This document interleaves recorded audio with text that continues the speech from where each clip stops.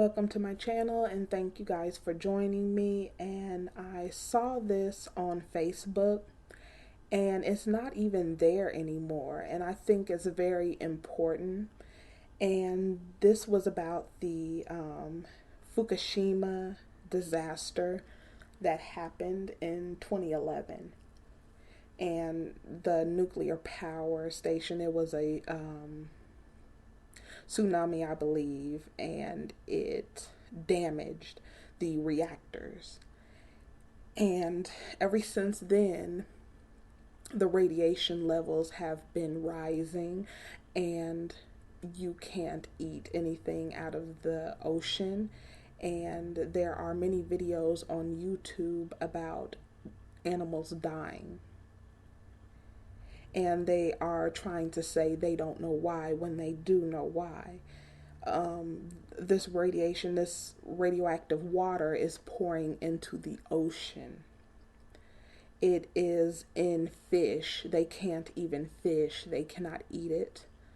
There are babies being born with deformities. The ocean is dying off. Birds dropping dead with nothing in their stomach because what used to be there is not there anymore, so they are starving to death. Hundreds of dolphins and whales are washing up dead on the shores, all in the same place. Animals dropping dead. It's a lot of things that are going on, and nobody is really talking about it. And I found this article, and I just happened to be on Facebook, and I saw the Fukushima story. It went from the bottom to the top and then disappeared.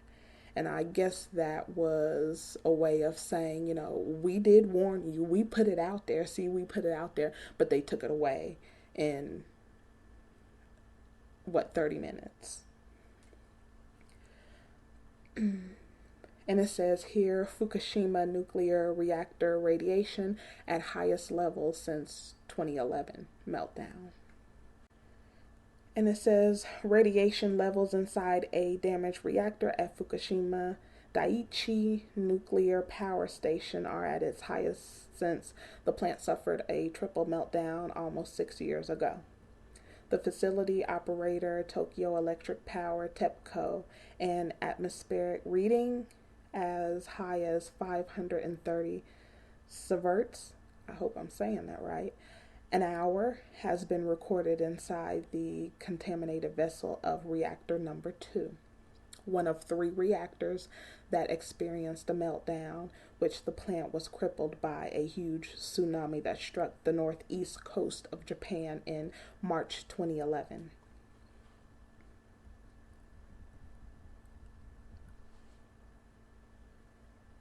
The extraordinary radiation readings highlights the scale of the task confronting thousands of workers as pressure builds up on TEPCO to begin decommissioning the plant, a process that is expected to take 4 decades. My goodness. This is supposed to take 40 years, and they expect us to believe that this is going to get done, and there are not going to be dire consequences to this if they can even get it done. We're just supposed to wait 40 years basically for them to do something about it. There's nothing they can do about this. I mean, if the levels are going higher and higher, how can you do any work without people dying? That doesn't make sense. But moving on. The recent reading, described by some experts as unimaginable, is far higher than the previous record of 73 sieverts an hour in the part of the reactor.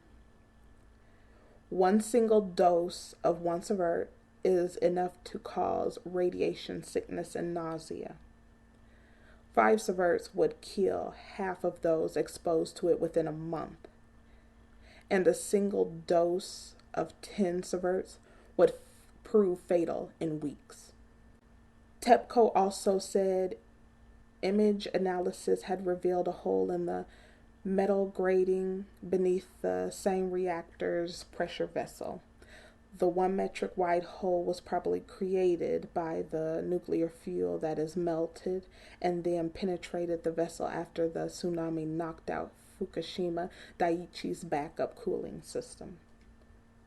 It may have been caused by nuclear fuel that would have melted and made a hole in the vessel, but it is only a hypothesis at this stage. TEPCO's spokesman, I'm not even going to attempt it, told AFP. And we're supposed to believe this as if they wouldn't be trying to hide that this is a absolute disaster and it's going to be killing people if it's not already killing people. We believe the captured images offer very useful information, but we still need to investigate given that it is very difficult to assume the actual condition inside. The presence of dangerously high radiation will complicate efforts to safely dismantle the plant. A remote control robot that TEPCO intends to send inside the number 2 reactor's containment vessel is designed to withstand exposure to a total of 1,000 sieverts, meaning it would survive for less than 2 hours before malfunctioning.